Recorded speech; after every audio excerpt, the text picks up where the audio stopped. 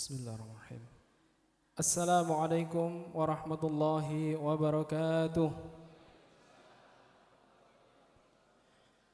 Alhamdulillahi rabbil alamin alladzi an'amana bi ala khairil anam sayyidina wa maulana Muhammadin wa ala alihi wa sahbihi ajmain, amma ba'du. Yang kami hormati dan kami muliakan guru-guru kita tercinta, Al-Ustadz Zainal Asikin, Al-Ustadz Nurholis, dan juga Al-Ustadz Maskur. Wabil khusus kepada Al-Mukarram Al-Ustadz Akbari LC, pengasuh Pondok Pesantren Al-Bahjah Blater Purbalingga, yang marilah sama-sama kita doakan semoga Allah senantiasa berikan guru-guru kita umur yang panjang dalam ketaatan serta sehat walafiat, dan juga semoga Allah mudahkan segala urusan-urusan beliau, baik urusan dunianya maupun urusan akhiratnya, wabil khusus urusan dakwahnya. Semoga selalu diberikan kemudahan oleh Allah Subhanahu wa taala. Amin amin ya rabbal alamin. Dan tak lupa pula yang kami hormati dan kami cintai kepada para hadirat, para pendengar dan juga para pemirsa sahabat karim dimanapun Anda berada. Pertama-tama marilah kita panjatkan puji syukur kehadirat Allah Subhanahu wa taala yang telah memberikan kita kesehatan dan juga keistiqomahan, sehingga pada kesempatan malam hari ini kita bisa menghadiri kajian rutin bulanan dengan kitab hadis Arba'in Nawawiyah, tentunya dengan guru kita tercinta Al-Ustadz Akbari. InsyaAllah rutin akan kita laksanakan setiap malam Rebo pekan pertama setiap bulan. Yang kedua kalinya, salawat beserta salam marilah kita sanjungkan kepada junjungan kita baginda Nabi Agung Muhammad sallallahu alaihi wasallam, kepada para keluarganya, para sahabatnya, para tabi'in dan tabi'atnya. Mudah-mudahan kita selaku umatnya kelak akan mendapatkan syafaat qasah di yaumil qiyamah. Amin amin ya rabbal alamin. Maka dari itu marilah kita siapkan hati dan juga fikiran kita untuk mendengarkan ilmu-ilmu yang akan disampaikan oleh guru kita tercinta Al-Ustadz Akbari LC. Baik, langsung saja kepada guru kita tercinta Al-Ustadz Akbari LC. Dengan segala hormat, waktu dan tempat kami persilahkan. Sallu ala Nabi Muhammad, sallu ala Nabi Muhammad, udhkurus salata ala Nabi Muhammad.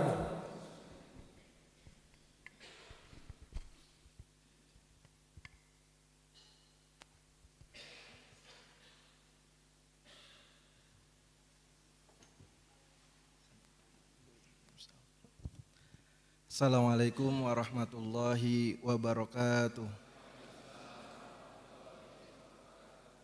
Bismillahirrahmanirrahim.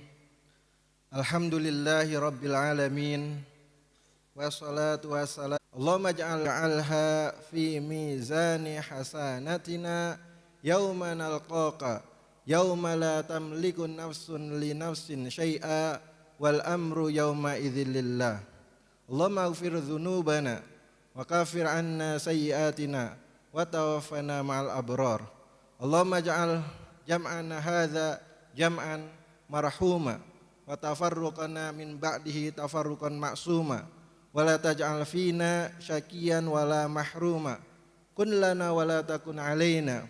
Allahumma arzuqna taubata qablal maut wa syahadata indal maut wal jannata ba'dal maut. Amma ba'du.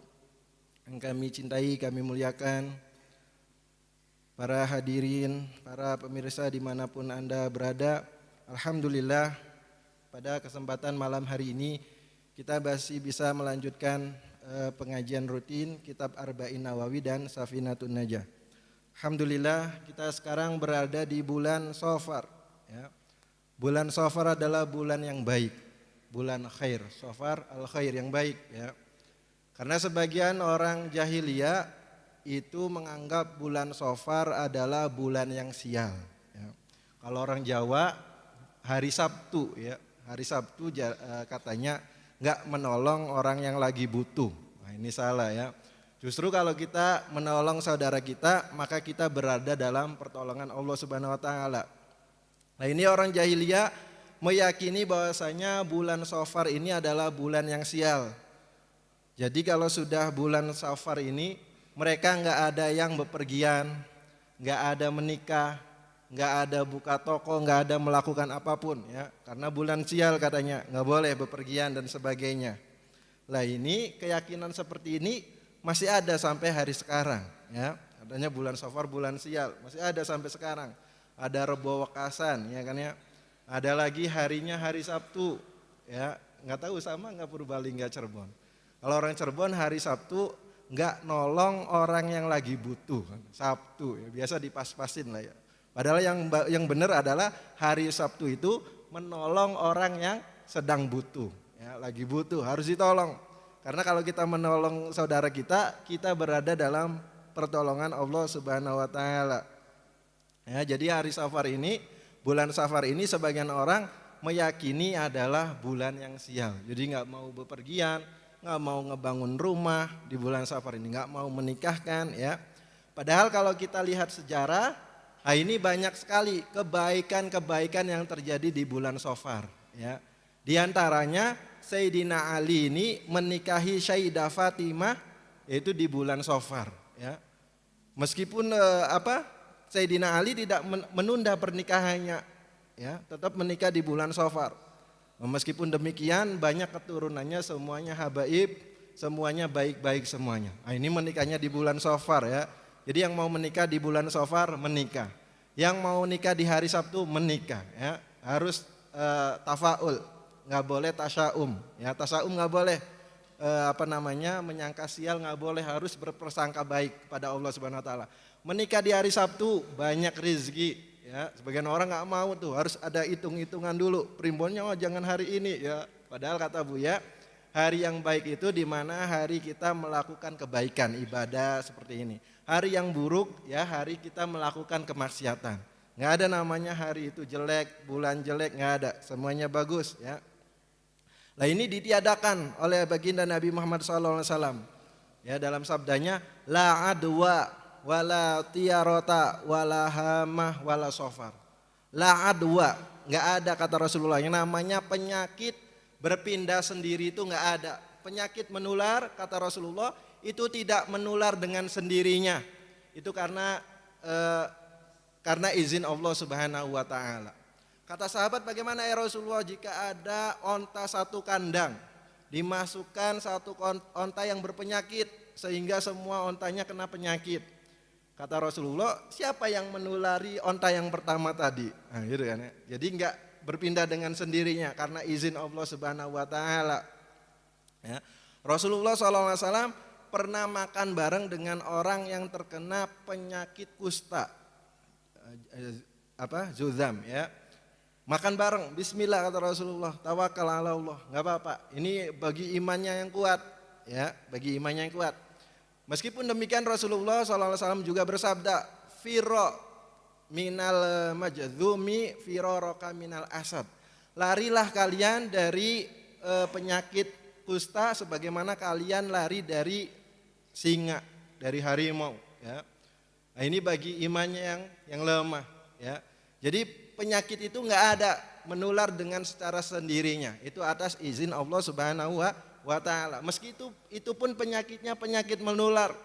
Ya, TBC zaman sekarang corona ya.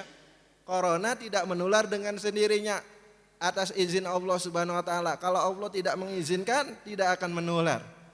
Meskipun demikian kita tetap disunahkan mengambil asbab. Ya, kalau ada orang penyakitnya menular ya kita jangan dekat-dekat. Ini sunnah juga mengambil asbab ya. Jadi yang benar itu bahwasanya keyakinan harus dibenahin juga bahwasanya penyakit menular tidak menular dengan sendirinya atas izin Allah Subhanahu wa taala. Meskipun demikian kita tetap harus mengambil asbab. Ya kalau orang mempunyai penyakit menular ya kita jangan dekat-dekat. Kalau dekat-dekat bisa menular ya. Mengambil asbab pun ini sunnah baginda Nabi Muhammad SAW. Pengen kenyang ya makan ya sebabnya. Pengen dapat rezeki ya bekerja. Rasulullah mengajari kita untuk mengambil asbab. Rasulullah maksum dari manusia. Tapi kenapa Rasulullah di saat melakukan peperangan beliau masih memakai baju perang depan belakang, nggak hanya depan ya, memakai baju besi depan dan belakang. Nah itu mengajari kita tetap mengambil asbab ya. Jadi keyakinan dulu yang benar bahwasanya tidak ada penyakit menular itu menular kecuali atas izin Allah Subhanahu wa taala ya. Kemudian tetap kita mengambil asbab. Jangan kita hanya enggak akan menular katanya ya. Tapi enggak mau mengambil asbab, salah juga.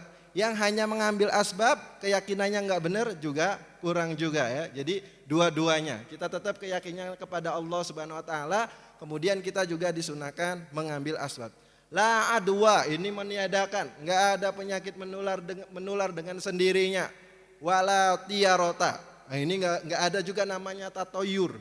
Tatoyur itu kalau orang jahiliyah dulu kalau pengen bepergian atau pengen menikah atau punya hajat, mereka itu menerbangkan burung, ya, menerbangkan burung. Kalau burungnya terbang ke kanan berarti bepergian. Kalau terbangnya ke kiri enggak bepergian. Kalau terbangnya ke depan diulang lagi itu. Ya, itu mereka kata Rasulullah enggak ada seperti itu ya. Enggak ada namanya tatoyur, enggak ada dampaknya ya. Wala hama. Enggak ada namanya hama ya. Hama ini keyakinan orang jahiliyah. Jadi kalau ada orang yang terbunuh secara zalim, itu ruhnya bakal pindah ke burung hantu. Jadi kalau mendengar suara burung hantu, wah itu suara ruhnya fulan. Itu enggak ada kata Rasulullah. Wala sofar, enggak ada namanya sofar yang jelek, semuanya sofar baik ya. Nah itu ditiadakan oleh baginda Nabi Muhammad SAW. Enggak ada namanya sofar itu bulan sial, enggak ada. Enggak ada namanya hari Sabtu itu enggak lagi butuh, enggak ada. Justru Sabtu ini menolong orang yang butuh ya. Jadi karena keyakinannya dirubah, hari Sabtu menolong orang yang lagi butuh. Nah, kalau kita menolong orang yang lagi butuh, kita akan ditolong oleh Allah Subhanahu wa taala ya. Ini kecuali di hari Rabu akhir bulan Safar ya. Nah, ini ada pengecualian. Meskipun demikian tetap di Rebo Wekasan ini ya, ada hadis-hadis yang memuji tentang hari Rabu ya. Yaumun nahrin mustamir, katanya hari akhiru arbi'a fi syahri yaumun nahsin mustamir. Hari akhir hari Rabu di setiap bulan ini hari Yaumun Nahsin Mustamir, hari sial berkepanjangan terus menerus ya. Meskipun ada hadis seperti ini, ada hadis-hadis juga yang lain yang memuji hari Rabu. Ya di antaranya Allah menciptakan cahaya, menciptakan nur di hari Rabu. Jadi nggak mungkin hari Rabu ini ada sesuatu yang sial. Kemudian juga di hari Rabu juga tempat dikabulkannya doa. Ini baginda Nabi Muhammad SAW berdoa di Masjid Ahzab.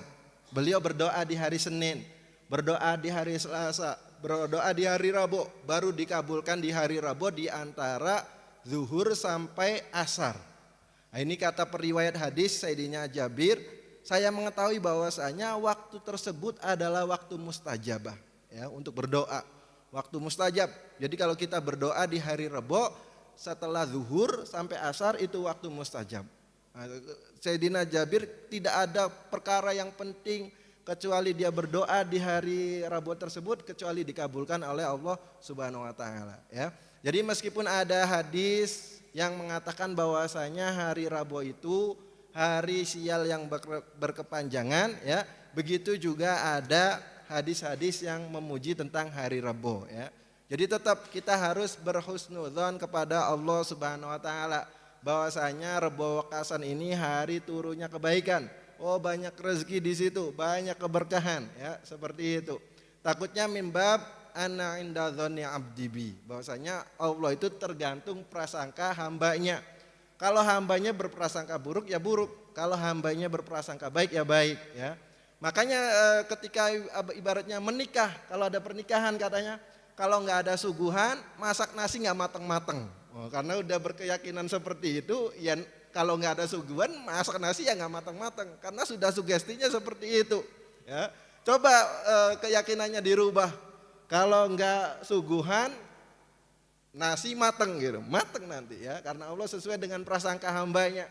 Kalau nggak suguhan, sawah bakal subur. Sayuran bakal subur. Nah, ini keyakinannya saja ya. Karena Allah tergantung prasangkanya, hambanya. Kalau sudah berprangka seperti itu ya nanti jadinya seperti itu. Jadi mending berprasangka baik kepada Allah Subhanahu wa taala. Ini ya mukadimah bulan Safar. Baik, kita lanjutkan pengajian hadis Arba'in Nawawi. Kita sudah sampai di hadis yang pertama. Innamal a'malu binniyat. An Amiril Mukminin Abi Hafsin Umar bin Khattab radhiyallahu anhu qol sami'tu Rasulullah sallallahu alaihi wasallam yaqul innamal a'malu binniyat wa innamal likulli imri'in ma nawa. Faman kanat hijratuhu illallahi wa rasulihi fa hijratuhu illallahi wa rasulihi. Wa man kanat hijratuhu lidunya yusibuha aw imra'atin yankihuha fa hijratuhu ila ma hajara ilaihi. Ya. Innamal a'malu binniyat. Sahnya amal ibadah itu tergantung pada niatnya. Jadi kalau enggak niat ya ibadahnya enggak sah ya. Jadi niat ini syarat untuk kesahan ibadah kita. Makanya niat ini wajib, sholat wajib niat, wudu wajib niat, tayamum wajib niat, puasa niat, zakat niat, haji niat ya. Karena kalau enggak niat ibadah kita enggak sah ya. Jadi niat ini syarat untuk ibadah kita diterima oleh Allah Subhanahu wa taala ya, agar sah ibadahnya. Kemudian yang kedua, niat ini menjadi syarat kita mendapatkan pahala. Kalau kita melakukan kebiasaan yang bukan ibadah seperti makan, minum, tidur, kebiasaan ya. Kalau nggak diniatin nggak dapat pahala. Tapi kalau diniatin mendapatkan pahala. Misalkan kita minum, saya niat minum untuk beribadah, badan kuat bisa beribadah, dapat pahala. Makan ya, makan sesuatu kebiasaan. Tapi kalau makannya kita niatkan untuk ibadah, menjadi ibadah, dapat pahala. Tidur pun demikian. Kalau kita niat bangun malam ya, meskipun kita kelewatan gitu karena sudah niat, mendapatkan pahala tahajud ya. Maka yang mau tidur nanti niatkan bahwasanya mau tahajud. Meskipun kesiangan nanti sudah subuh duluan belum tahajud tetap mendapatkan pahala ya. Karena niat ini menjadi syarat untuk mendapatkan pahala. Innamal a'malu binniyat ya. Amal ibadah itu tergantung niatnya ya. Syarat pertama ini pada pertemuan yang dulu ya, tentang hakikatnya niat, hukumnya niat, tempatnya niat, semuanya sudah ya. Tinggal kita lanjutkan hadis yang setelahnya. Wa innamal likulli imri'in ma nawa. Nah, ini setiap orang itu dia mendapatkan apa yang dia niati. Kalau dia niat ngajinya karena Allah Subhanahu wa taala, maka akan mendapatkan pahala. Kalau dia niat sholatnya karena Allah Subhanahu wa taala, akan diterima oleh Allah Subhanahu wa taala ya. Ngaji, belajar semuanya, ibadah, infak, sedekah. Ya kalau kita niatnya tulus, ikhlas karena Allah Subhanahu wa taala, maka akan diterima oleh Allah Subhanahu wa taala. Tapi kalau niatnya enggak ikhlas karena Allah Subhanahu wa taala, yang enggak diterima sama Allah Subhanahu wa taala. Bahwasanya orang pertama kali yang dihisab nanti di hari akhirat yaitu 3 orang. Pertama orang yang mati syahid. Ya orang mati syahid dia berperang di jalan Allah, berperang dengan orang kafir ya, mati syahid. Kata Allah, kadzabta, engkau dusta. Engkau mati syahid itu bukan karena Allah Subhanahu wa taala. Kenapa? Agar dibilang kamu itu pemberani. Dan sudah dikatakan kamu ini di dunia sebagai pemberani, pahlawan nasional gitu ya. Nah, ini. Akhirnya orang tersebut diseret dan dibawa ke neraka. Kemudian orang alim ya. Kata Allah, kadzabta, ente dusta. Belajar itu bukan karena Allah Subhanahu wa taala. Jadi belajarnya hanya dibilang bahwasanya fulan tersebut alim. Akhirnya dicemplungkan juga ke dalam neraka. Kemudian orang pembaca Al-Qur'an, dia membaca Al-Qur'an itu biar disebut qori, dan sudah dikatakan di dunia dia sebagai qori, pembaca Al-Qur'an. Di neraka pun dia dijebloskan ke dalam neraka. Nah, ini neraka pertama kali orang dihisab, orang yang dicemplungkan ke dalam neraka dinyalakan oleh api neraka dengan 3 orang tersebut. Nah, ini makanya Imam Nawawi mengingatkan kita bahwasanya kita harus ikhlas karena Allah Subhanahu wa taala, di ngaji karena Allah Subhanahu wa taala, salat karena Allah Subhanahu wa taala, sedekah karena Allah Subhanahu wa taala, puasa karena Allah Subhanahu wa taala, haji karena Allah Subhanahu wa taala ya, biar amal kita diterima oleh Allah Subhanahu wa taala. Wa innamal likulli imri'in ma nawa. Jadi orang itu akan dibalas sesuai dengan niatnya. Kalau niatnya banyak, pahalanya juga banyak. Ya, niatnya banyak, semakin banyak niat semakin banyak pahala. Misal kita hadir di majelis taklim ini, kita hadir di masjid. Satu, niatnya pengen ngaji karena Allah Subhanahu wa taala. Kedua, niatnya ingin memakmurkan masjid. Ketiga, ingin bersilaturahmi. Keempat, mungkin ada yang pengen sedekah, bagi-bagi makanan, minuman. Yang kelima, pengen i'tikaf. Yang keenam, pengen berzikir, membaca Al-Qur'an. Sebagai banyak niat tersebut, maka akan dikasih pahala sebanyak itu. Jadi maka kalau kita hadir di majelis ini banyak niat ya. Saya niat hadir di majelis ini biar rezekinya karena Allah Subhanahu wa taala, biar rezekinya lancar, anak-anak menjadi soleh soleha ya, semua jadi ahli ibadah, ahli khair, semuanya ahli sholat. Niatkan yang banyak ya, sebanyak itu Allah akan membalas niat kita. Wa inna malikul limriin manawa ya. Jadi setiap orang akan mendapatkan apa yang dia niati. Faman kanat hijratuhu ilallahi wa rasulihi, barang siapa yang hijrahnya karena Allah Subhanahu wa taala dan rasulnya, fa hijratuhu ilallahi wa rasulihi, maka hijrahnya akan diterima oleh Allah Subhanahu wa taala. Wa man kanat hijratuhu lidunya yusibuha aw imra'atin yankihuha, fa hijratuhu ila ma hajara ilaihi. Barang siapa yang hijrahnya itu untuk mendapatkan dunia atau karena perempuan yang ingin dia nikahi, maka ya hijrahnya kepada dunia dan perempuan tersebut, tidak sampai kepada Allah Subhanahu wa taala, tidak diterima oleh Allah Subhanahu wa taala. Ini Rasulullah SAW yang disebutkan hanya hijrah ya, yang disebutkan hanya hijrah, tetapi ini untuk semua amal ibadah ya, baik itu salat, ngaji, zakat, puasa, baca Al-Qur'an, semuanya ya. Bukan hanya hijrah yang ikhlas karena Allah Subhanahu wa taala, tapi semua ibadah, semua amalan yang kita lakukan semuanya harus ikhlas karena Allah Subhanahu wa taala. Ini syarat diterimanya amal kita, harus ikhlas karena Allah Subhanahu wa taala. Jadi dikisahkan hijrah. Sebab adanya hadis ini bahwasanya ada seorang laki-laki, dia itu pengen menikahi seorang perempuan. Tapi perempuan tadi enggak mau kecuali laki-laki tersebut hijrah. Akhirnya hijrah laki-laki tersebut, kemudian menikah dengan perempuan. Nah, ini namanya muhajir Ummu Qais ya. Jadi hijrah, yang disebutkan hanya hijrah. Hijrah itu man hajara manahallahu anhu. Orang hijrah adalah orang yang meninggalkan hal-hal yang dilarang oleh Allah Subhanahu wa taala. Jadi bukan hanya berpindah saja dari Siwara ke Blater, ke Purbalingga, bukan ya. Jadi meninggalkan hal-hal yang dilarang oleh Allah Subhanahu wa taala. Dia harus kita tinggalkan. Mungkin pekerjaan kita masih ada yang haram, makanan kita masih ada yang haram, minuman kita masih ada yang haram, mata kita masih ada yang haram, telinga kita masih banyak ya, semuanya keharaman-keharaman itu kita tinggalkan ya. Mungkin pergaulan kita baik, menggunjing dan sebagainya, itu aman katsiro, kemudahan yang banyak ya. Kalau kita yakin meninggalkan rezeki yang haram, pasti akan datang rezeki yang halal.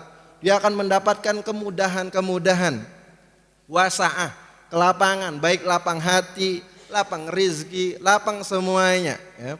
Wa man yakhruj min baitihi muhajiran ilallahi wa rasulihi, dan barang siapa yang keluar dari rumahnya muhajiran, dia niatnya hijrah, ilallahi wa rasulihi, kepada Allah dan Rasulnya, tsumma yudrikuhul maut faqad waqa'a ajruhu 'ala Allah. Belum sampai kepada tempat hijrahnya keburu meninggal, itu pahalanya sudah ditetapkan oleh Allah Subhanahu wa taala. Wa kana Allahu ghafuran rahima. Allah Maha Pengampun, Maha Kasih Sayang ya. Jadi kisahnya ini ada orang yang membunuh 99 orang. Ada orang membunuh 99 orang. Akhirnya dia pengen taubat. Pergi ke ahli ibadah. Wahai ahli ibadah, saya mau taubat. Kata ahli ibadah tersebut, Allah tidak akan mengampunimu. Kesel orang tersebut ya, dibunuh lagi tuh. Jadi genap 100 orang. Setelah membunuh 100 orang, dia pergi ke orang alim. Wahai orang alim, bahwasanya saya ini mau taubat. Kata orang alim tersebut, kamu harus hijrah. Harus hijrah. Kenapa? Karena perkumpulan di sini, masyarakat di sini, di situ katanya tidak baik ya. Kalau seandainya masyarakat di situ baik, kamu baru membunuh 1 orang pun semuanya sudah pada mencela, pengen dikisos dan sebagainya. Ini sampai 100 orang pada diem-diem semuanya gitu kan. Berarti di situ perkumpulannya enggak baik. Kamu harus hijrah ya. Orang tersebut hijrah, nyampe di perjalanan, belum nyampe ke tempat yang dia tuju sudah meninggal. Yudrikhul maut, meninggal. Ya, tapi ini sudah tetap, akhirnya turun malaikat azab dengan malaikat rahmat. Rebutan ini mau dibawa kemana? Surga apa neraka? Kata Allah Subhanahu wa taala, suruh diukur, ini dekat kemana? Ke tempat hijrah atau tempat asalnya? Ternyata lebih dekat ke tempat hijrah ya. Kemudian dibawa ke surga. Jadi ini harus hijrah. Mungkin kita ini susah meninggalkan keharaman ya, karena perkumpulannya masih seperti itu. Sulit kita meninggalkan keharaman Karena memang perkumpulannya masih pada melakukan keharaman, masih minum minuman, masih menggunjing dan sebagainya, ngambil riba, gitu ya semuanya. Itu harus hijrah. Karena kalau masih di dalam perkumpulan tersebut, kita susah meninggalkan keharaman. Jadi harus hijrah, ya. Hijrah ke perkumpulan yang baik, ngaji, sholawatan dan sebagainya, itu harus hijrah. Ya. Itu hijrah karena Allah Subhanahu wa taala. Yang takut ini yang meninggalkan keharaman bakal dibalas, akan didatangkan yang halal oleh Allah Subhanahu wa taala. Nah, ini syarat dari hadis yang pertama, hadis innamal a'malu binniyat, ya. Sekarang kita baca kitab Safinatun Najah. Bismillahirrahmanirrahim. Ini biasa qala al-musannif rahimahullah taala nafanallahu bihi wa bi ulumihi wa bi ulumikum fid dharaini amin ila qala Bismillahirrahmanirrahim. Ini musannif Syekh Salim bin Sumer Al-Hadrami memulai kitabnya dengan membaca Bismillahirrahmanirrahim, ya. Pertama mengikuti Al-Quran, kemudian juga mengamalkan hadis Nabi Muhammad SAW yang sudah kita terangkan, ya, di pertemuan pertama tadi tentang hukum membaca Bismillah dan sebagainya. Jadi langsung saja, ya. Alhamdulillahirabbil alamin. Kemudian segala puji bagi Allah Subhanahu wa taala, Rabbil alamin, Tuhan semesta alam. Wa bihi nasta'inu ala umuri dunya waddin, dan dengan Allah kami meminta pertolongan atas perkara dunia dan perkara agama. Wa sallallahu wa sallama ala sayyidina Muhammadin khatamin nabiyyin atau khatimin nabiyyin. Wa sallallahu, dan mudah-mudahan salawatnya Allah, wa sallama, dan keselamatan Allah Subhanahu wa taala terlimpahkan kepada sayyidina Muhammadin, pada baginda Nabi Muhammad sallallahu alaihi wasallam. Ini ditambahkan dengan kalimat sayyidina, ya. Apakah boleh menambahkan kalimat sayyidina pada sholawat? Ini boleh, ya. Boleh menambahkan kalimat sayyidina kepada sholawat kepada Nabi Muhammad SAW. Ini dalilnya bahwasanya diperbolehkan mengucapkan sayyidina pada sholawat, ya. Itu disebutkan di dalam Al-Quran, fanadathul malaikatu wa huwa qaimun yusolli fil mihrab annallahu yubashshiruka bi Yahya musaddiqan bi kalimatin minallahi wa sayyidan wa hasuran wa nabiyyan minas solihin. Ini Sayyidina Yahya, sayyid, ya.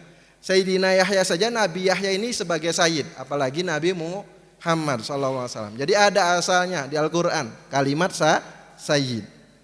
Kemudian juga baginda Nabi Muhammad SAW bersabda, ana sayyidu waladi Adam yaumal qiyamati wala fakhr.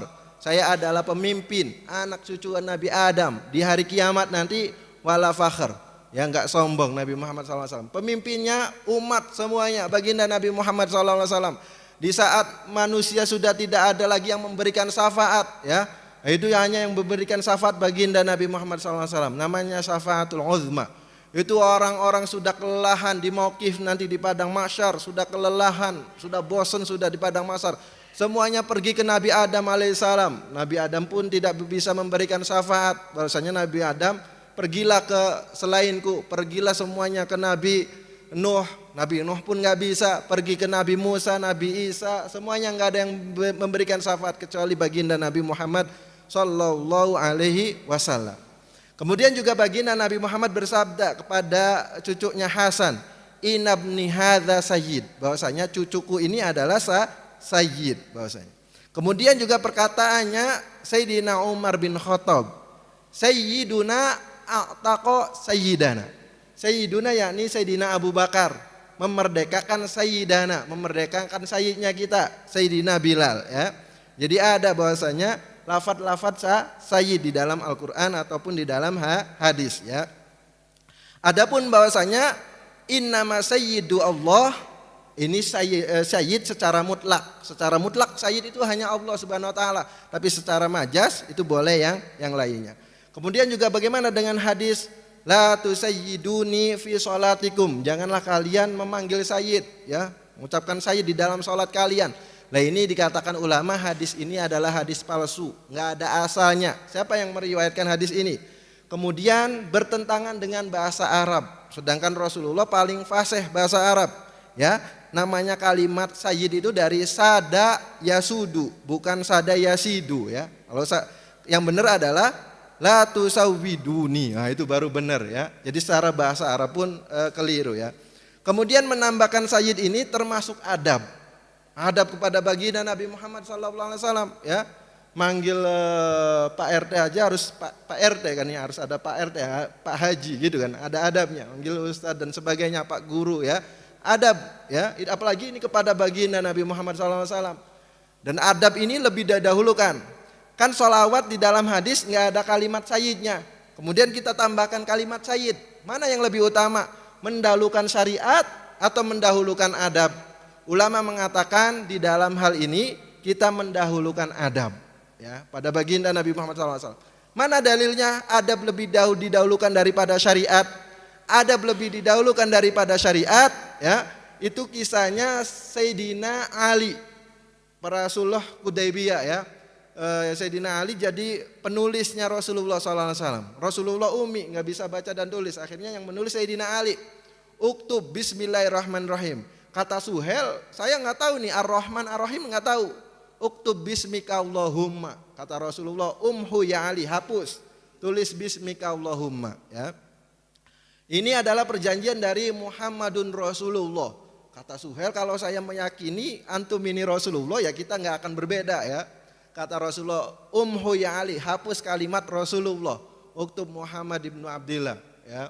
Kata Sayyidina Ali, la amhu abadan ya Rasulullah, saya tidak akan menghapusnya selamanya. Oh ini ya. Syariat, perintahnya baginda Nabi Muhammad SAW suruh menghapus. Perintahnya Rasulullah, syariat. Tapi Sayyidina Ali nggak mau menghapus. La amhuhu abadan, saya nggak mau menghapusnya selamanya. Ini meskipun demikian dikatakan oleh Rasulullah, an-nadharu ila wajhi Ali ibadah. Ya bukan dicela, malah dibilang bahwasanya melihat ke wajahnya Sayyidina Ali radhiyallahu anhu wa karamallahu wajhah adalah ibadah. Melihat ke wajahnya Sayyidina Ali aja ibadah. Ini Rasulullah nggak mencela, ini dasar Sayyidina Ali suruh nggak mau ya itu ya, nggak. Tapi malah disanjung oleh baginda Nabi Muhammad SAW bahwasanya melihat ke wajahnya Sayyidina Ali itu ibadah. Nah, ini adab lebih didahulukan daripada syariat. Kemudian kisah sholatnya baginda Nabi Muhammad SAW.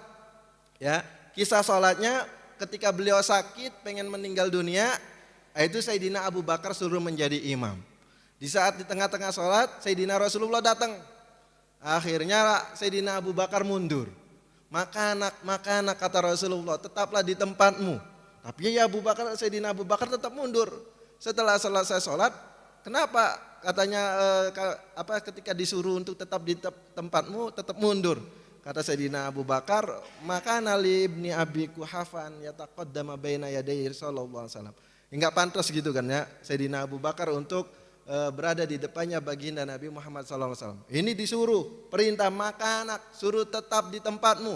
Tapi Sayyidina Abu Bakar nggak mau. Nah, ini adaban, ini adab lebih utama. Nah ini anehnya bahwasanya orang yang melarang kata Sayyidina Muhammad, tapi kepada gurunya Syekhul Islam. Oh itu kan, Syekhul Islam mana dalilnya ini ya? Muhaddis dunia. Al-Ustadz Fulan, nggak ada tuh Al-Ustadz Fulan, Syekhul Islam Fulan, nggak ada. Mana hadisnya? Itu aneh ya. Orang zaman sekarang kepada Rasulullah Sayyid nggak mau, tapi syekhnya dibilang Syekhul Islam. Mana dalilnya Syekhul Islam Fulan? Mana dalilnya Fulan muhaddits dunia? Ya, mufsid adanya ya. Seperti itu. Jadi diperbolehkan menambahkan kalimat Sayyidina. Ya, ada dalilnya dari Al-Quran, dari hadis. Bahwasanya juga termasuk adab kepada baginda Nabi Muhammad SAW. Khatimin Nabiyyin, khatim, pemungkas, Nabi akhir zaman, baginda Rasulullah SAW. Gak ada Nabi lagi setelah Nabi Muhammad SAW. Jadi jangan percaya kalau ada orang ngaku Nabi setelah baginda Nabi Muhammad. Itu dari zaman ke zaman ada. Musailamah al-Kadzab sampai sekarang pun ada orang ngaku menjadi Nabi. Sampai yang mengaku jadi Tuhan pun ada. Herannya masih ada pengikutnya. Ngaku jadi Tuhan ya. Masya Allah, padahal kalau dilihat ya ibaratnya pekerjaannya juga biasa gitu ya.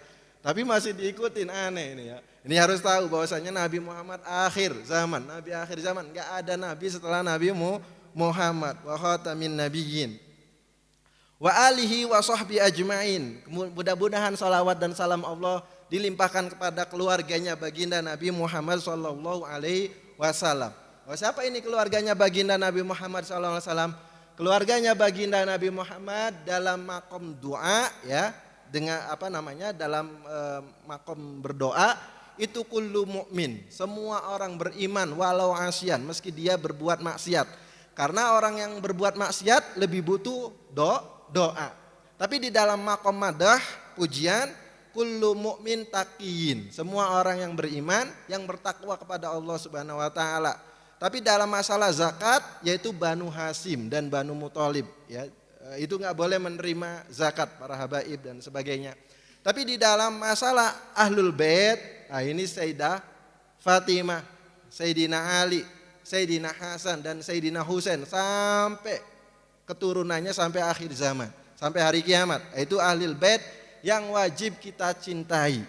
Nah, ini mencintai Ahlul Bait hukumnya wajib ya. Hukumnya wajib, maka membenci Ahlul Bait, membenci Habib, membenci Syarifah, membenci Sayyid hukumnya haram. Qul la as'alukum alaihi ajron illal mawaddata fil qurba. Kata Allah Subhanahu wa taala, qul katakanlah wahai baginda Nabi Muhammad sallallahu alaihi wasallam, la as'alukum alaihi ajron, saya tidak meminta balasan apa yang baginda Nabi Muhammad sallallahu alaihi wasallam kerjakan dari berdakwah akhirnya kita karena Allah Subhanahu wa taala, itu tidak minta apa-apa illal mawaddata fil qurba, kecuali mencintai keluarganya baginda Nabi Muhammad sallallahu alaihi wasallam, mencintai para habaib, mencintai para syarifah ya. Jadi kita wajib mencintai para habib. Dan para habib ini ada sampai hari kiamat. Ya, ada sebagian orang Habib itu sudah nggak ada, keturunan Nabi nggak ada. Nah, ini, ya, ini yang bakal keturunannya yang nggak ada. Ya, nah, ini ada sampai hari kiamat. Ini taraktu fikum. Kama qala sallallahu alaihi wasallam. Ini hadis yang disampaikan oleh baginda Nabi sallallahu alaihi wasallam. Ini taraktu fikum asyai'aini. Saya tinggalkan dua perkara. Intamasaktum bihima lan tadillu ba'di. Jika kalian berpegang teguh kepada keduanya, kalian tidak akan tersesat setelah aku wafat. Ya, ahaduma a'zam minal akhar, salah satunya lebih a'zam dari yang lain, lebih agung. Kitabullah, yang pertama Al-Qur'an, hablun mamdudun minas sama'i ilal ard. Yang kedua itsrati ahli baiti, kedua ahlul bait ya, keluarga baginda Nabi Muhammad sallallahu alaihi wasallam. Walan yatafarriqo, keduanya ini tidak akan berpisah hatta yarida alaiyal haud, sampai hari kiamat ya. Ini menunjukkan bahwasanya Ahlul Bait ini ada sampai hari kiamat. Yang kita wajib mencintai Ahlul Bait. Wa alihi wa sahbi ajmain. Pada sahabatnya, mudah-mudahan salawat dan salam juga terlimpahkan kepada sahabat baginda Nabi Muhammad SAW ajmain, semuanya ya. Siapa itu sahabat? Sahabat itu manijtama'a mu'minan bin Nabi sallallahu alaihi wasallam fi hayatihi fil ardi walau lahdatan ba'dal bi'tsati wa mata ala dzalik. Manijtama'a, orang yang berkumpul dengan baginda Nabi Muhammad SAW beriman. Syaratnya harus beriman. Kalau meskipun berkumpul dengan Nabi tapi kafir, enggak beriman, bukan sahabat. Syaratnya harus mukminan, beriman, ya. Fi hayatihi. Rasulullah masih hidup. Kalau Rasulullah setelah meninggal dunia, ada yang bertemu dengan Rasulullah, itu bukan sahabat. Syaratnya harus di waktu Rasulullah hidup. Fil ardi, di bumi, ya. Walau lahdhatan, meskipun sebentar. Jadi enggak meski lama harus meriwayatkan hadis. Berkumpul sebentar sudah menjadi sahabat. Ba'dal bi'tsah, setelah Rasulullah diutus. Wa mata ala dzalik, kemudian meninggal dalam keadaan iman. Kalau meninggalnya dalam keadaan kafir ya namanya bukan sahabat, ya. Nah itu. Wa alihi wa sahbi ajmain. Wala haula wala quwata illa billahil aliyil azim, ya. Faslun arkanul Islam. Arkanul Islam khamsatun. Rukunnya Islam ada 5, ya. Syahadatu an la ilaha illallah, pertama bersaksi bahwasanya tiada Tuhan selain Allah, wa anna Muhammadan Rasulullah, dan baginda Muhammad adalah utusan Allah. Jadi kalau syaratnya orang yang pengen masuk Islam itu harus bersaksi bahwasanya tiada Tuhan selain Allah, bahwasanya Nabi Muhammad adalah utusan Allah. Untuk dihukumi di dunia dia adalah seorang Islam, Muslim. Ya, kalau meninggal harus dikuburkan di kuburannya orang Islam, harus dimandikan, harus dikafani, disolatkan, ya. Karena dia sudah bersahadat, ya. Untuk hukum di dunia ini mengucapkan syahadat hanya diberlakukan hukum di dunia, tapi di akhirat nggak tahu dia munafik atau enggak, beriman atau enggak, hanya Allah yang tahu, ya. Jadi meskipun secara zahir dia orang kafir, kalau dia meninggal dunia kita nggak boleh mengatakan dia masuk neraka, Karena ini perkara yang gaib, kita nggak tahu. Nggak tahu dia sebelum meninggal sudah taubat atau hatinya beriman, nggak sempat mengucapkan syahadat, iman dia, ya kan? Nah ini makanya tetap meskipun dia meninggal dalam keadaan kafir, kita tidak bisa memastikan bahwasanya dia itu masuk neraka. Karena masuk neraka atau surga ini perkara yang gaib, hanya Allah Subhanahu wa taala yang tahu. Kecuali ada wahyu yang turun, kita dikasih tahu bahwasanya fulan ahli surga, fulan ahli neraka. Ini kan nggak ada wahyu, ya. Jadi kita tetap harus berhusnuzan kepada orang yang sudah meninggal dunia. Barangkali di hatinya ada iman, barangkali dia sebelum meninggal bertaubat, mengucapkan syahadat, kita nggak tahu, seperti itu. Jadi mengucapkan syahadat ini hanya berlaku di dunia. Ya, hukumnya di dunia kalau orang bersyahadat ya dia orang Islam. Meskipun hatinya munafik nggak tahu, meskipun hatinya kafir nggak tahu, tapi selagi dia mengucapkan syahadat berarti dia orang Islam. Ini ya. Jadi harus mengucapkan syahadat itu bagi orang yang kafir yang pengen masuk Islam. Tapi kalau sudah orang keturunan Islam yang nggak usah mengucapkan syahadat. Karena ayah ibunya Islam, anaknya langsung Islam, nggak butuh mengucapkan syahadat. Ini yang mengucapkan syahadat bahwasanya orang yang dari luar Islam pengen masuk Islam. Nah ini dan dianjurkan kalau ada orang pengen masuk Islam nggak boleh suruh mandi dulu, harus suruh syahadat dulu, mandi nanti setelah syahadat. Kalau ada orang pengen masuk Islam kemudian sama ustadznya disuruh mandi dulu, ini salah ya. Kenapa? Karena arido bil kufri kufrun, ridho dengan kekafiran berarti dia kafir. Ya dia ridho nih, dia kan belum mengucap syahadat, suruh mandi dulu, berarti dia kan masih dalam keadaan kafir. Kalau dia ridho berarti kafir juga, ya. Jadi nggak boleh kalau ada orang pengen masuk Islam langsung suruh mengucap syahadat, asyhadu alla ilaha illallah, asyhadu anna Muhammadan Rasulullah. Dan nggak meski asyhadu alla ilaha illallah, cukup la ilaha illallah Muhammadar Rasulullah pun nggak apa-apa, ya. Nah itu. Jadi mandinya kapan? Setelah masuk Islam. Harus wa anna Muhammadan Rasulullah, bahwasanya Nabi Muhammad ini adalah utusan Allah. Nggak cukup dia hanya bersaksi bahwasanya tiada Tuhan selain Allah, nggak cukup. Harus juga syahadat yang kedua Muhammadan Rasulullah. Kalau hanya asyhadu alla ilaha illallah nggak cukup, nggak masuk Islam. Ya, jadi harus asyhadu alla ilallah wa anna Muhammadan Rasulullah. Kalau dia meyakini ada nabi setelah Nabi Muhammad, harus ditambahkan syahadatnya. Dia harus meyakini bahwasanya Nabi Muhammad adalah nabi akhir zaman. Kalau dia meyakini bahwasanya Rasulullah itu hanya diutus untuk Ahlul Makkah, dia harus ditambah juga syahadatnya bahwasanya Rasulullah ini diutus untuk rahmatan lil alamin, semua orang, ya. Bukan hanya untuk orang Islam, orang kafir pun, bukan hanya untuk orang bangsa jin semuanya, ya.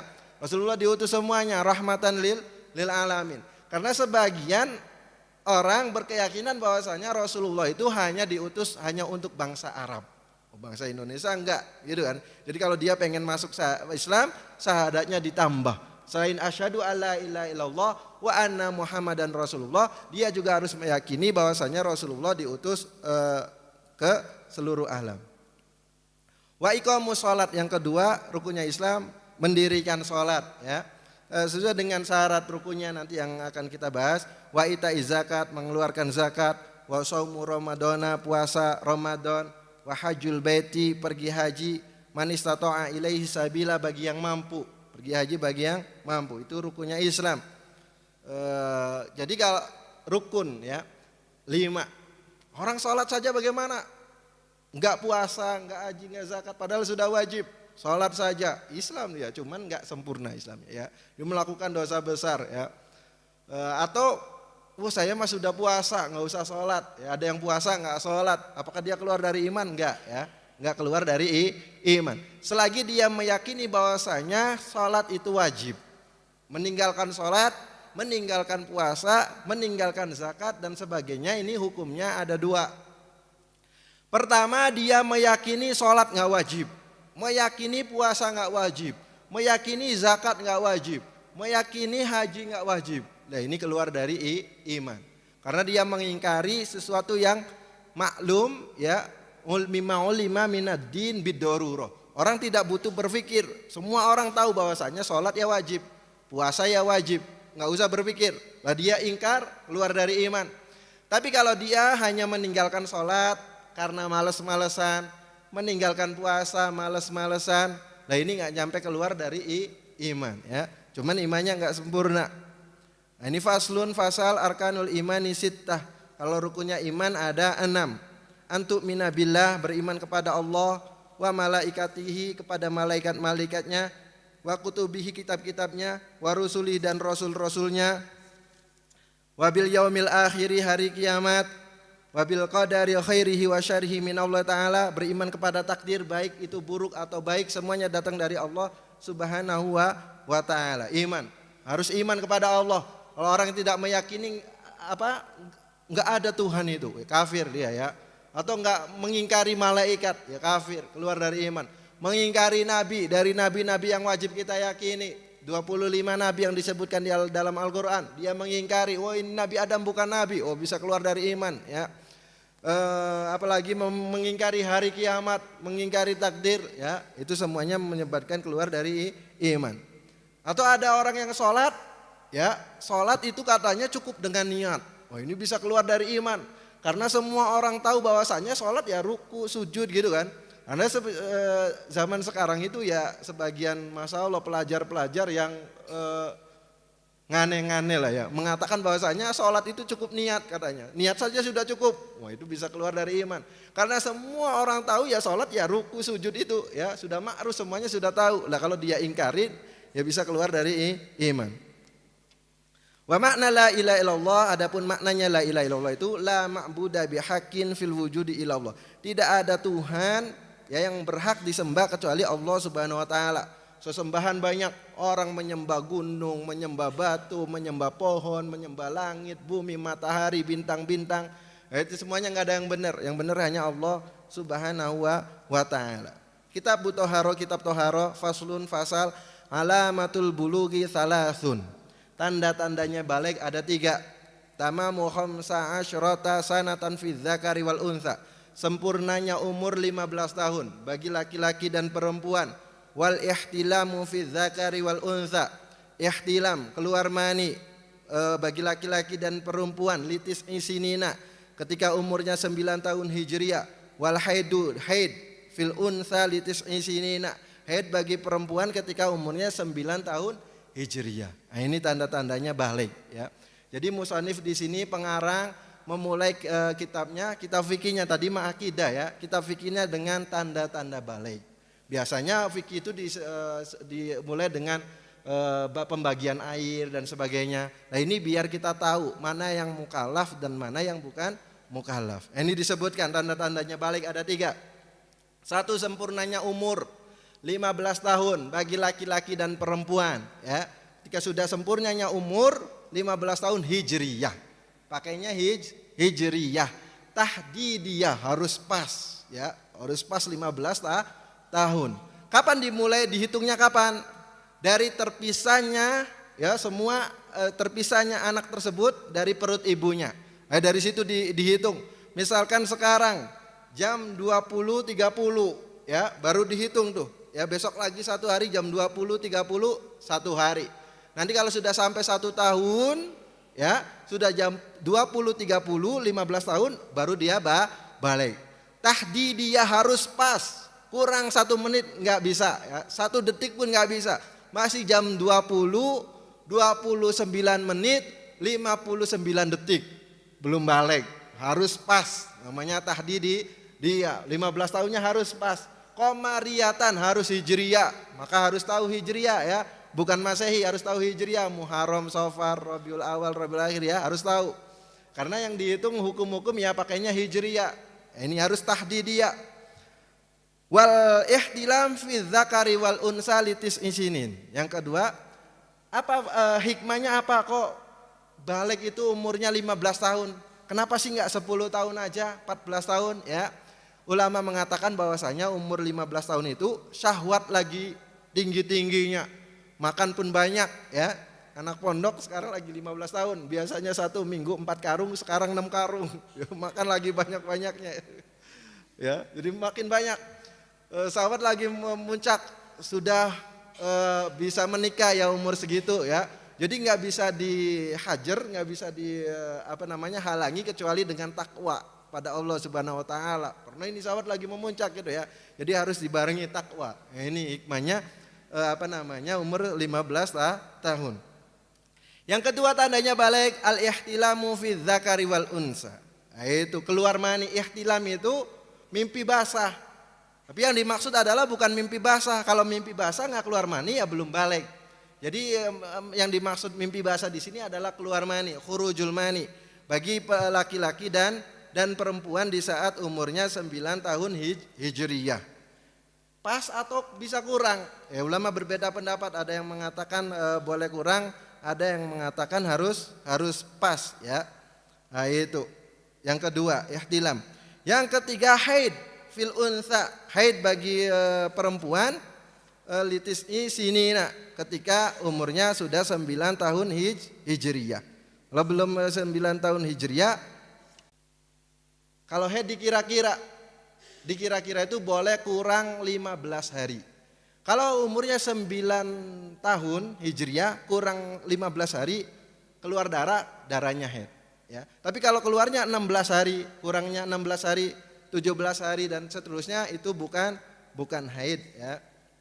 Bukan haid. Nah, ini adalah tanda-tandanya balik ya, ada 3.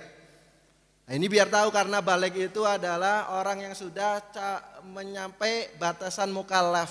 Jadi kalau sudah balik dia sudah mukallaf, wajib sholat dan sebagainya ya.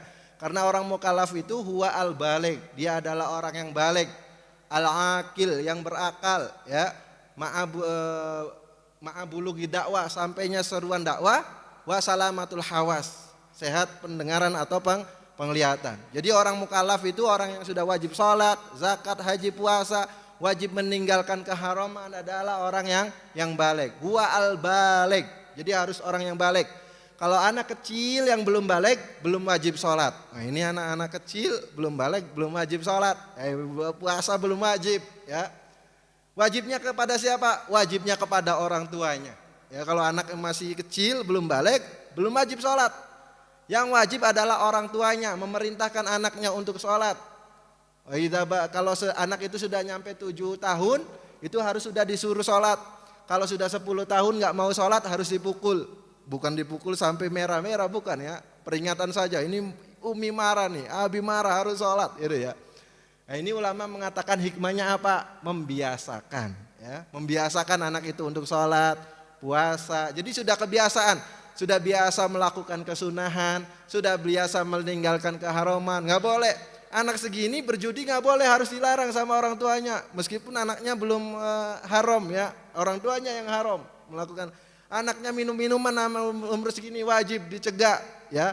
Nah, ini hikmahnya untuk membiasakan dari sudah kecil sudah biasa melakukan kebaikan, melakukan sholat, puasa, sudah biasa meninggalkan keharaman, sudah biasa melakukan sunnah. Karena kalau sudah kebiasaan dari kecil enak, sudah gede. Tapi udah gede 30 tahun baru ibunya suruh sholat. Diancam tuh ibunya, dipukul nanti sama anaknya ya. Biasakan kapan? Dari kecil ya, dibiasakan. Anak pengen jadi apa? Wah, anak biar rajin sholat. Biasakan datang ke majelis taklim, biasakan dibawa ke masjid, dibiasakan dibawa ke orang soleh dan sebagainya, harus dibiasakan ya. Kalau anak tersebut belum mukallaf, tapi yang wajib adalah orang tuanya ya. Jadi kalau anak yang belum balik dia meninggal dunia langsung masuk surga. Langsung masuk surga ya. Meskipun itu anaknya orang kafir. Meskipun anaknya orang kafir yang meninggal dunia ketika dia belum balik langsung masuk surga. Buktinya mana? Ini buktinya Rasulullah SAW waktu Isra Mi'raj ketemu Nabi Ibrahim alaihissalam di surga. Di surga Nabi Ibrahim bersama anak-anak kecil. Kata sahabat, ya Rasulullah, apakah di antara anak-anak kecil itu ada anaknya orang kafir? Iya, di situ ada anaknya orang kafir. Jadi anak-anak kecil yang meninggal sebelum balik langsung masuk surga. Jadi mukallaf itu huwal balik, orang yang balik. Nah, kita sudah tahu tadi tanda-tandanya balik. Ya, ada 3 tadi. Huwal balik al-aqil, yang berakal. Orang nggak berakal nggak mukallaf. Ya, orang gila wajib sholat. Kalau nggak mau sholat ya gila katanya, gitu ya. Jadi harus ya. Orang gila nggak wajib sholat, nggak mau sholat harus gila, biar nggak wajib sholat ya. Orang gila nggak wajib sholat, nggak wajib zakat, nggak wajib puasa karena bukan mukallaf. kalau meninggal langsung masuk surga. Ini yang mana? Gila yang mana? Ya, yang langsung masuk surga. Yang masuk surga adalah gila ketika dia balik terus menerus sampai meninggal dia dalam keadaan gila. Itu yang masuk surga. Tapi kalau sudah balik dia kafir lalu gila meninggal ya masuk neraka. Secara zahir ya tadi. Jadi mukallaf adalah orang yang balik al-akil ma'abulughi dakwah. Sampainya seruan dakwah ya. Jadi kalau orang yang belum sampai kepada mereka seruan dakwah bukan mukallaf, nggak wajib sholat. Ya seperti orang yang hidupnya di tengah-tengah hutan belantara di atas gunung yang dakwah belum sampai kepada mereka. Ya kalau meninggal masuk surga. Wa ma kunna mu'adzibina hatta nab'atsa rasula. Kata Allah Subhanahu wa taala, kami tidak akan menghukum, menyiksa suatu hamba sampai didatangkan utusan. Jadi kalau nggak ada utusan, mereka dalam masuk surga. Ya, sebagaimana ahlul fatrah. Ahlul fatrah itu orang yang bangsa Arab yang hidup di antara zamannya Nabi Isa dan Nabi Muhammad. Jadi tidak menemukan Nabi Isa, juga tidak menemukan Nabi Muhammad. Nah, ini namanya ahlul fatrah. Kalau meninggal langsung masuk surga karena nggak ada utusan. Wa ma kunna mu'adzibina hatta nab'atsa rasula. Allah tidak akan menghukum, menyiksa sampai diutus utusan. Kalau nggak ada utusan nggak akan dihukum oleh Allah Subhanahu wa ta'ala. Dan yang termasuk ahlul fatrah ini adalah kedua orang tuanya baginda Nabi Muhammad SAW. Ayahanda baginda Nabi Muhammad SAW, ibunda baginda Nabi Muhammad SAW. Semuanya menurut keyakinan ahlu sunnah wal jamaah itu masuk surga. Kenapa? Karena termasuk ahlul fatrah. Ayahanda Nabi meninggal di saat Rasulullah masih di dalam kandungan, belum diutus. Ahlul fatrah. Dari nama juga Abdullah, hambanya Allah. Bukan hambanya Lata atau hambanya Uzza gitu ya. Dari nama saja sudah Abdullah, Aminah, selamat, aman gitu ya. Nama saja gitu. Kemudian ibunda Nabi juga meninggal ketika Rasulullah belum diutus menjadi Rasul. Semuanya ahlul fatrah. Menurut keyakinan ahlu sunnah wal jamaah bahwasanya kedua orang tua Nabi masuk surga. Karena tadi dalilnya Al-Quran, wa ma kunna mu'adzibina hatta nab'atsa rasula. Dan ayat-ayat yang seperti ini banyak ya. Rusulan mubasyirina wa munzirina ya, banyak ayat-ayat yang seperti itu. Kemudian ada dalil-dalil khusus. Selain ada dalil umum tadi ahlul fatrah semuanya, ada dalil-dalil khusus yang menunjukkan bahwasanya kedua orang tua Nabi ini selamat dan masuk surga. Wa taqallubaka fis sajidin. Nah, ini ditafsir oleh Sayyidina Abdullah bin Abbas. Wa taqallubaka fis sajidin ini dari rahim baginda Nabi Muhammad SAW atas asal usulnya semuanya orang yang sajid, sujud kepada Allah Subhanahu wa taala. Enggak mungkin orang yang sujud itu orang kafir ya.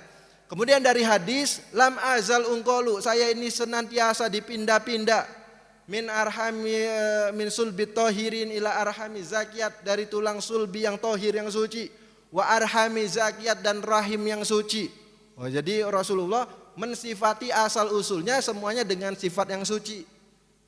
Sedangkan Allah Subhanahu wa taala mensifati orang kafir dengan sifat yang najis. Innamal musyrikuna najisun. Najasun ya. Orang kafir itu najis. Enggak mungkin jadi Rasulullah mensifati asal usulnya semuanya suci. Kalau orang musyrik kafir adalah najis. Jadi enggak mungkin kedua orang tua Rasulullah itu musyrik atau kafir, enggak mungkin. Ya, ini mohon maaf pembahasan akidah, bukan masalah akidah sih, cuma sudah tersebar bahwasanya orang mengatakan orang kedua orang tua Nabi di neraka. Kita terangkan ya bahwasanya keyakinan kita kedua orang tua Nabi adalah masuk surga ya. Kemudian juga bagaimana terus dengan hadis inna abi wa abaka finar, ayahku dan ayahmu di neraka ya. Hadis inna abi wa abaka finar bertentangan dengan Al-Quran. Ini bertentangan. Hadis tadi bertentangan dengan Al-Quran, wa ma kunna mu'adzibina hatta nab'atsa rasula ya. Bertentangan tadi. Bahwasanya Allah tidak akan menyiksa suatu hamba kecuali diutus utusan. Ini bertentangan. Ini bagaimana ini? Jadi kedua orang tua Nabi masuk surga atau masuk neraka? Nah ini kalau ada dua dalil yang bertentangan ya, kalau masih bisa dikumpulkan. Kita tafsiri bahwasanya bapak di sini adalah pamannya ya. Karena kebiasaan orang Arab itu menyebut pamannya dengan sebutan bapak ya, seperti na'budu ilahaka wa ilaha abaika Ibrahim wa Ismaila wa Ishaq. Nah, itu pamannya disebut bapak juga ya. Jadi sudah kebiasaan orang Arab itu menyebut pamannya dengan sebutan bapak. Jadi yang dimaksudkan dalam hadis bahwasanya ayahku dan ayahmu yaitu pamanku, yaitu Abu Lahab, ya, seperti itu. Kalau nggak mau bagaimana? Saya pokoknya berpegang teguh dengan hadis inna abi wa abaka finar, ayahku dan ayahmu di neraka. Oh baik, kalau kayak gitu kita bandingkan ya. Wa ma kunna mu'adzibina hatta nab'atsa rasula adalah mutawatir Al-Qur'an. Mutawatir diriwayatkan orang banyak nggak mungkin berdosa. Sedangkan hadis inna abi wa abaka finar, meskipun hadisnya sahih diriwayatkan oleh Imam Muslim tapi nggak nyampe derajat mutawatir. Jadi kalau ada yang mutawatir dengan yang nggak mutawatir bertentangan, berarti yang nggak mutawatir ini dihapus ya. Di hadis inna abi wa abaka finar ini dihapus karena bertentangan dengan yang mutawatir ya. Kalau dia nggak mau sara seperti itu. Jadi ya kedua orang tua Nabi ini masuk surga menurut kita. Terus bagaimana hukum orang yang mengatakan kedua orang tua Nabi di neraka? Wah ini biasa mulutnya itu kata-kata Buya ada ulatnya. Gatel kalau nggak mengatakan kedua orang tua ibunya di neraka itu gatel ya. Bagaimana ini? Kita kan sudah tahu nih kedua orang tua Nabi di surga. Terus bagaimana kalau ada orang yang mengatakan di neraka? Kata Imam Ibnul Arabi mal'unun, dia itu terlaknat binasil Quran, ya dengan nas dari Al-Qur'an. Innalladzina yu'dzuna Allah wa rasulahu la'anahumullahu fid dunya wal akhirah wa adalahum azaban muhina.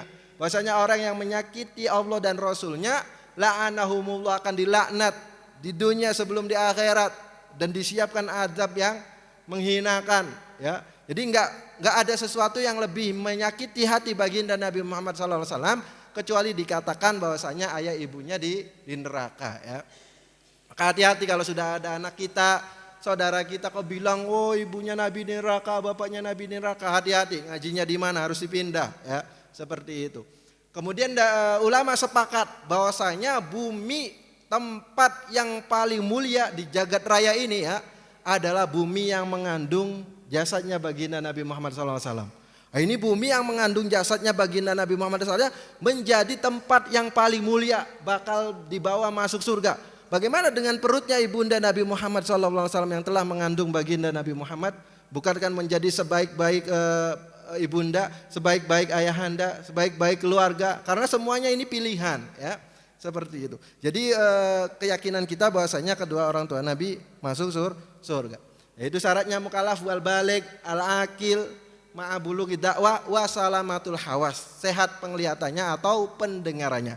Jadi selagi matanya sehat melihat, telinganya mendengar atau salah satunya saja masih mukallaf. Tapi kalau dua-duanya mata nggak melihat, telinga mendengar itu bukan mukallaf ya. Karena nggak bisa paham syariat ya. Kalau hanya mata saja melihat masih paham isyarah. Oh, masuk surga gitu kan ya. Surga bau harum, neraka gini katanya ya. Masih paham isyarat.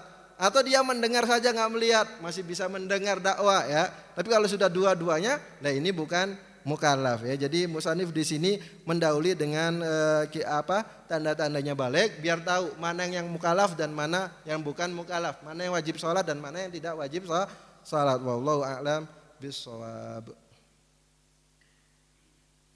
Syukron jazilan kami haturkan kepada guru kita tercinta Al-Ustadz Akbari LC. Mudah-mudahan apa yang beliau sampaikan menjadi ilmu yang bermanfaat dan tentunya kita dapat mengamalkan dalam kehidupan kita sehari-hari. Baik Bapak Ibu sekalian, selanjutnya kita memasuki sesi tanya jawab. Kami persilahkan bagi jamaah yang ingin bertanya, dimulai dari jamaah laki-laki.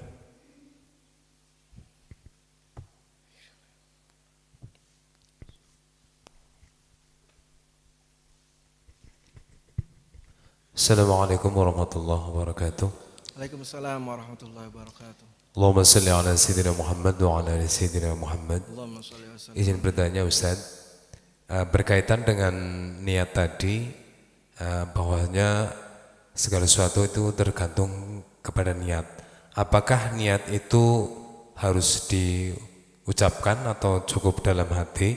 Sedangkan kebiasaan kita sehari-hari ketika tadi diterangkan kita mau makan harus kita niatkan untuk kesehatan kita, sedangkan kita kebiasaan kita hanya membaca basmalah kemudian berdoa sebagaimana orang mau makan. Mohon penjelasannya, terima kasih. Assalamualaikum warahmatullahi wabarakatuh. Niat apakah harus diucapkan ya? Ini pembahasan niat pertemuan yang pertama kemarin bahwasanya tempatnya di dalam hati. Niat itu ulama sepakat bahwasanya tempatnya di dalam hati ya. Adapun melafalkan niat itu hukumnya sunnah. Menurut kebanyakan ulama, diantaranya mazhab Imam Syafi'i, salah satu riwayat dari mazhab Imam Ahmad, Imam Abu Hanifah ya. Kemarin yang sudah kita terangkan bahwasanya melafalkan niat hukumnya sunnah. Kenapa? Karena bisa membantu kekhusyuhan hati. Lisan ini membantu kekhusyuhan hati. Mana dalilnya bahwasanya melafalkan niat ini hukumnya sunnah? Dalilnya adalah di dalam bab haji. Labbaika umratan wa hajjan, kata Rasulullah. Labbaika umratan wa hajjan. Ini namanya haji kiron. Kalau haji dengan umroh dibarengkan dengan satu pekerjaan, itu namanya haji kiron. Rasulullah melafalkan niat. Ini sebagian orang mengatakan ini talbiyah. Oh, bukan talbiyah. Talbiyah ya labbaika Allahumma labbaik, labbaika la syarika laka labbaik, itu talbiyah. Ini beda lagi ya. Dalam hadis lain pun Rasulullah didatangin malaikat bahwasanya suruh mengatakan, niatnya suruh mengatakan, namanya qaul kan harus dilafalkan ya. Jadi ada dalil-dalil yang bahwasanya adanya di dalam bab haji ya. Kemudian dikiaskan dengan di dalam bab wudu, sholat itu dikiaskan. Kenapa? Karena bisa membantu kekhusyuhan hati. Karena di saat kita takbiratul ihram, kita harus menghadirkan qasdul fi'li, ta'in, fardiyah. Kalau makmum ya menjadi makmum, kalau qasor ya qasor, itu saat takbiratul ihram. Kalau kita lagi ngobrol gitu kan, oh, sayur lagi berapa nih? Kol berapa nih? Kentang berapa? Allahu Akbar. Kira-kira yang hadir kentang berapa atau qasdul fi'li? Hadir kentang berapa gitu ya. Nah, maka sholatnya yang nggak sah gitu kan. Jadi untuk memudahkan kita di kekhusyuhan ya, bahkan menjadi wajib. Kalau kita tidak bisa hadir di saat takbiratul ihram, qasdul fi'li, ta'lin, fardiyah, makmuman kecuali harus dilafalkan, berarti melafalkan hukumnya wajib. Karena kita di saat takbiratul ihram Allahu Akbar itu nggak bisa hadir. Saya niat sholat fardu zuhur, makmuman gak bisa hadir kecuali harus dilafalkan, maka melafalkan pun hukumnya wajib. Bisa jadi wajib. Kalau tidak bisa istihdar, menghadirkan niat, kecuali harus dengan melafalkan. Wallahu a'lam bishawab. Baik, selanjutnya kami persilakan bagi jamaah ibu-ibu yang ingin bertanya.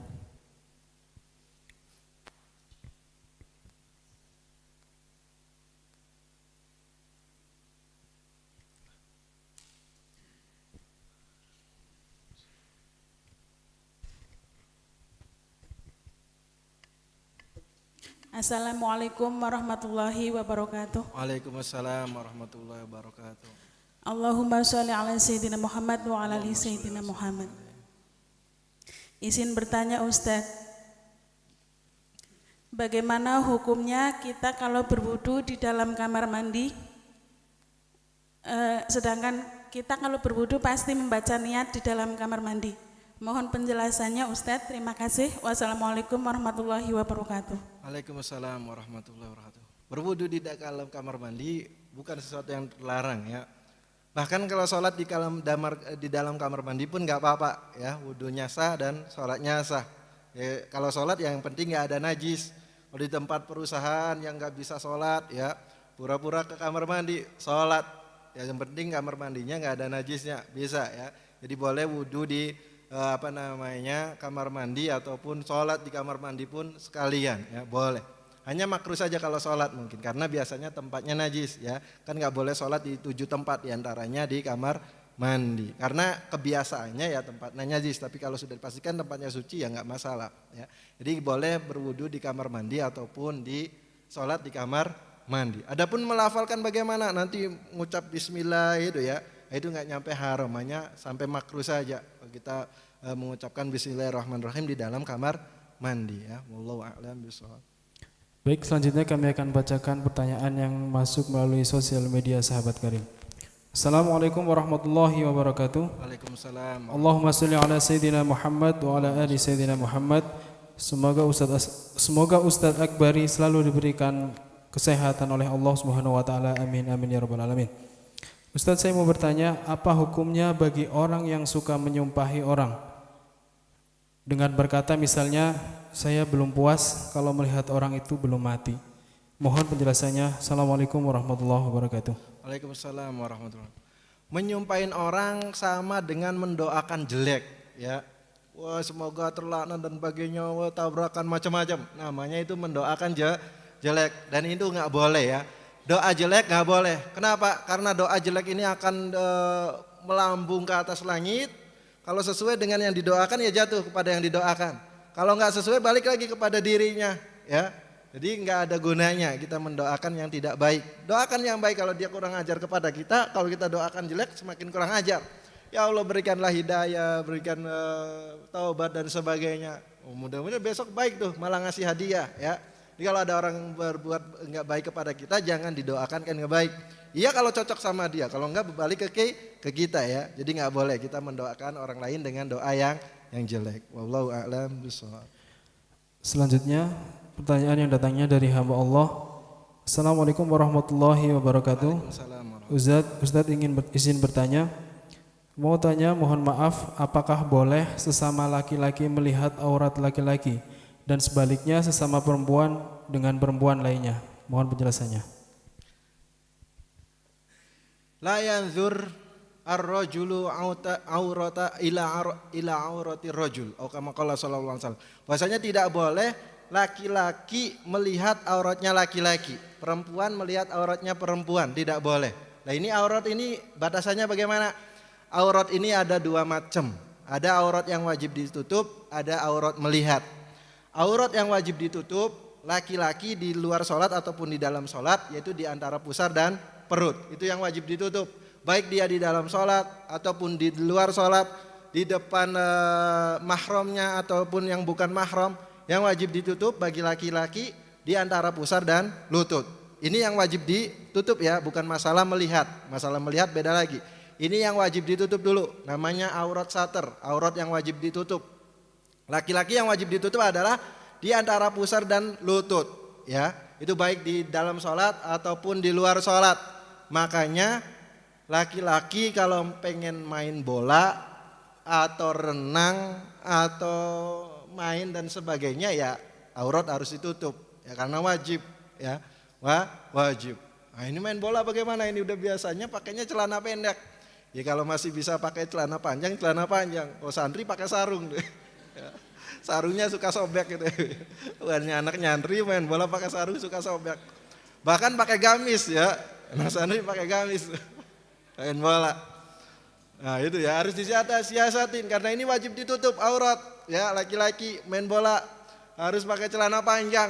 Nggak bisa pakai celana panjang bagaimana? Aduh ribet pakai celana panjang. Pakai celana pendek tapi dikasih apa tuh biasanya? Stocking dan sebagainya kayak gitu ya. Apa keni gitu yang dari sini ke sini aja ya. Nah, seperti itu harus disiasatin, harus ditutup karena ini aurat wajib ditutup.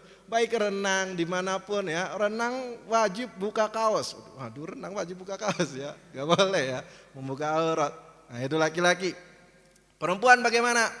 Nah ini auratnya perempuan ya. Kalau di dalam sholat, mazhab kita Imam Syafi'i yaitu di semua badannya, sekujur badannya kecuali wajah dan telapak tangan. Itu di dalam sholat. Yang wajib ditutup ini ya.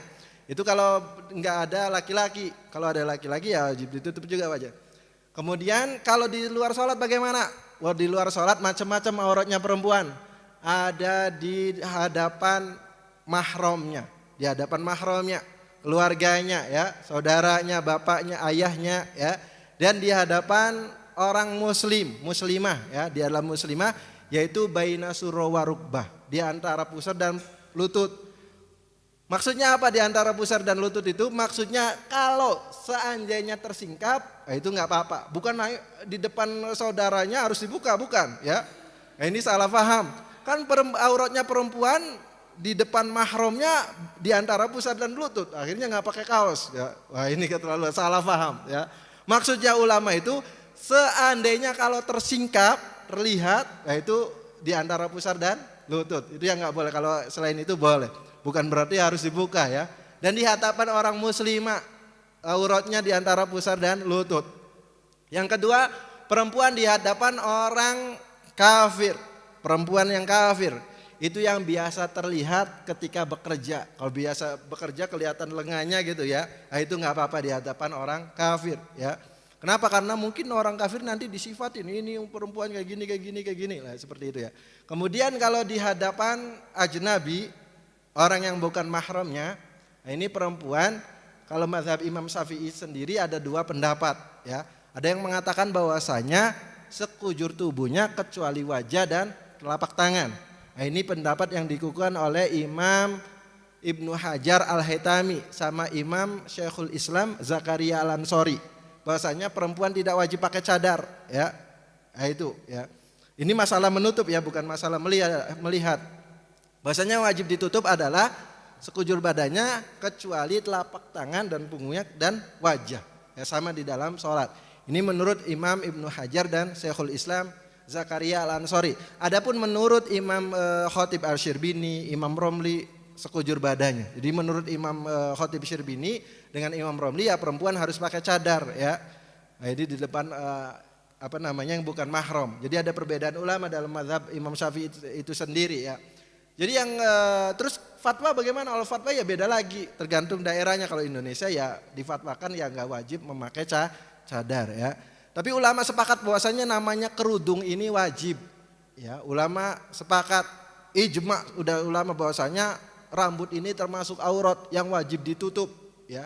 Kata Rasulullah, ya Asma, wahai Asma, kalau perempuan itu sudah nyampe balik ya, sudah haid ya, la yasluh an yura, tidak boleh dilihat illa hadza wa hadza, kecuali ini dan wajah dan telapak tangan. Berarti rambut wajib ditutup.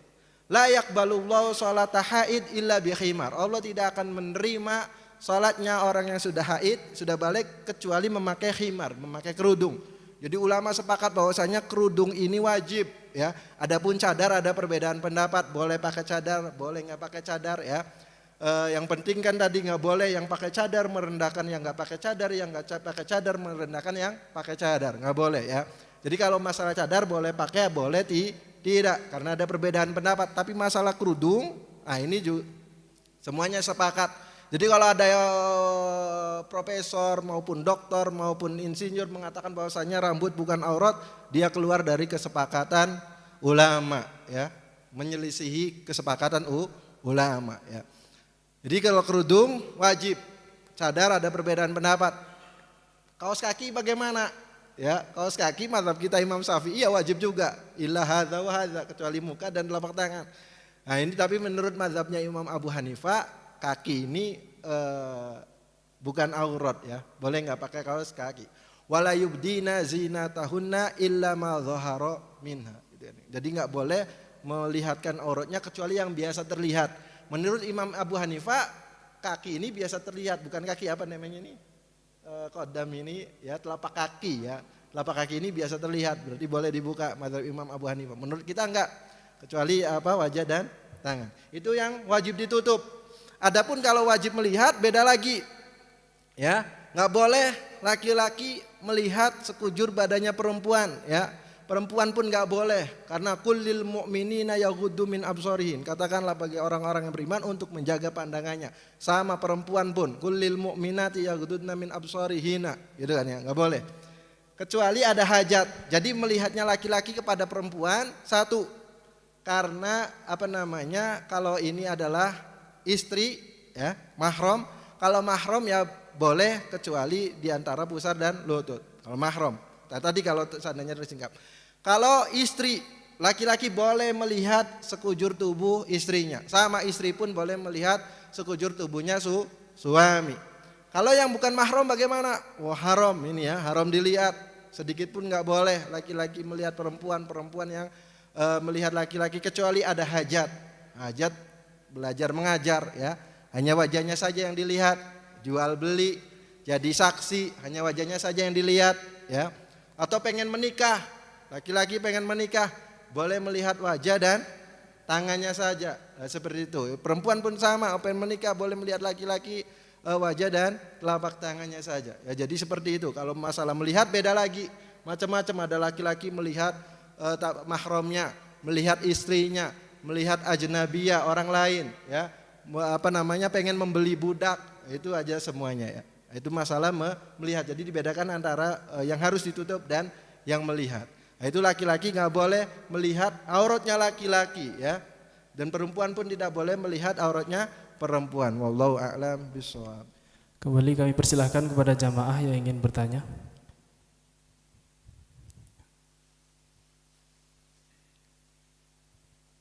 Baik, Kalau tidak ada, pertanyaan terakhir Ustadz dari sosial media. Assalamualaikum warahmatullahi wabarakatuh. Waalaikumsalam warahmatullahi wabarakatuh.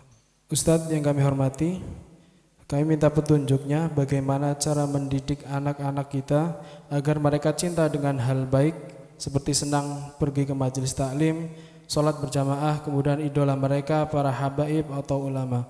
Mohon penjelasannya. Assalamualaikum warahmatullahi wabarakatuh. Waalaikumsalam warahmatullahi wabarakatuh. Nah, itu cara mendidik anak tadi dibiasakan kan Rasulullah.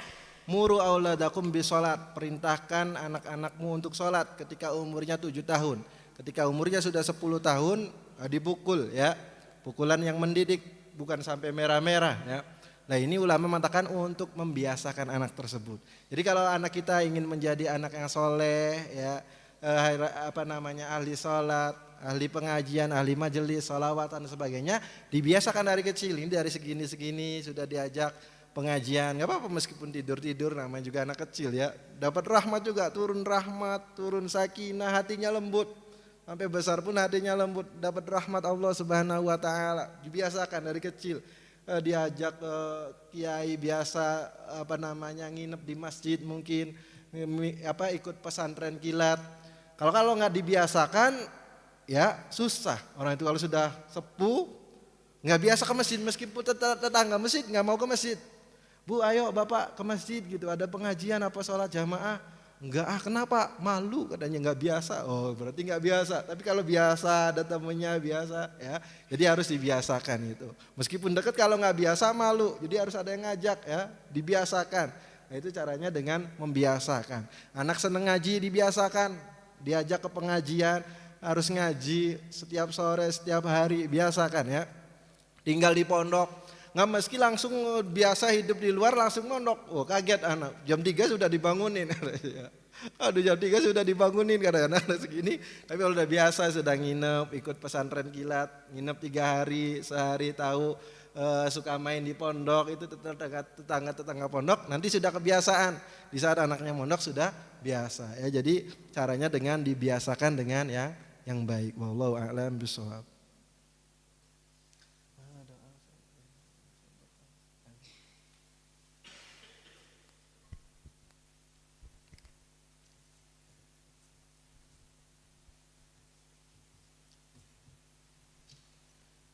Al-Fatihah.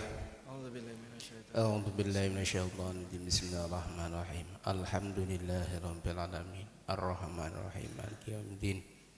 Iyyaka na'budu wa iyyaka nasta'in. Ihdinas siratal mustaqim. Shiratal ladzina an'amta 'alaihim ghairil maghdubi 'alaihim waladdallin. Amin.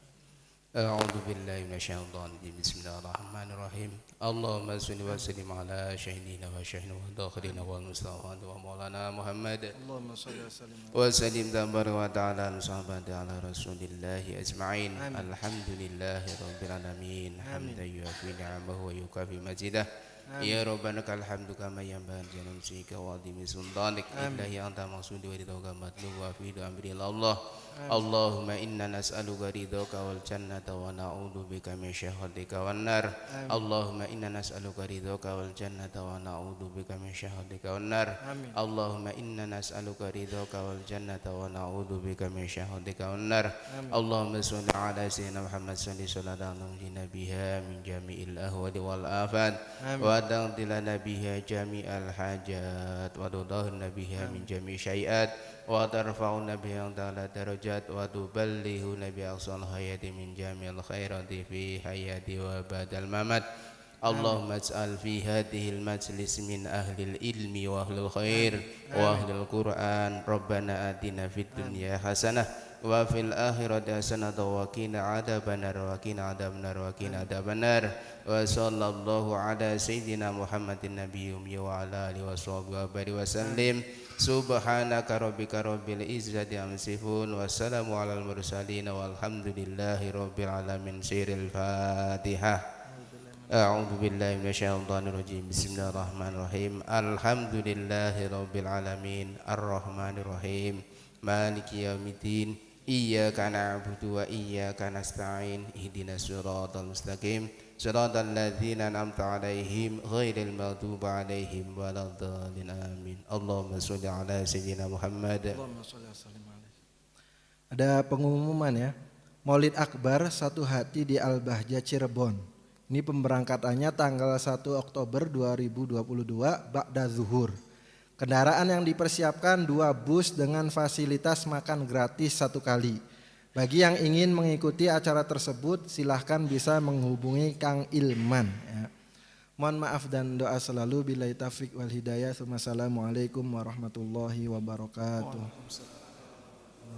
Syukran jazilan kami haturkan kepada guru kita Al-Ustadz Akbari. Mudah-mudahan apa yang beliau sampaikan menjadi ilmu yang bermanfaat dan tentunya kita dapat mengamalkan dalam kehidupan kita sehari-hari. Dan kami selaku MC mohon maaf yang sebesar-besarnya dan juga kru yang bertugas. Kami akhiri dengan doa kafaratul majlis. Subhanakallahumma wa bihamdika asyhadu an la ilaha illa anta astaghfiruka wa atubu ilaik. Wassalamualaikum warahmatullahi wabarakatuh.